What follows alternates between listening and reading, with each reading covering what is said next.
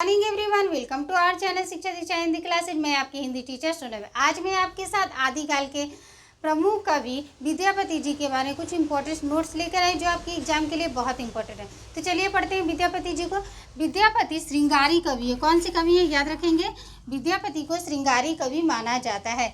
आगे देखिए, ये मिथिला के राजा शिव सिंह के दरबारी कवि थे। तो ये भी क्वेश्चन आता है कि किसके दरबार के कवि थे। तो याद रखेंगे मिथिला के राजा शिव सिंह, किसके, शिव सिंह के दरबारी कवि थे। शिव सिंह के दरबारी कवि थे।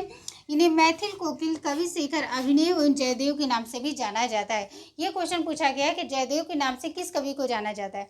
तो याद करेंगे जयदेव के नाम से विद्यापति को जाना जाता है।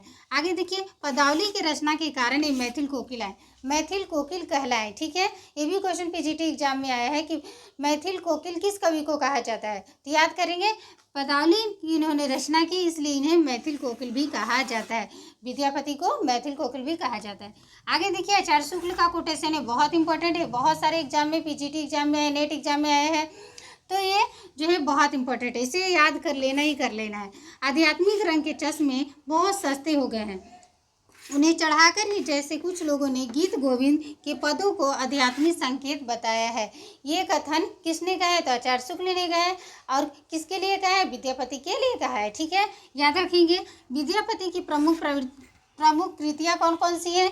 यहाँ देखिए, कीर्तिलता, कीर्ति पताका, पदावली, पुरुष परीक्षा, शैव सर्वसार ना। पुरुष परीक्षा भी कई बार एग्जाम में पूछा गया, पीजीटी एग्जाम में पूछा गया।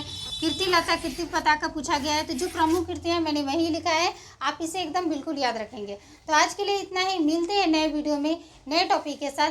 Thank you everyone.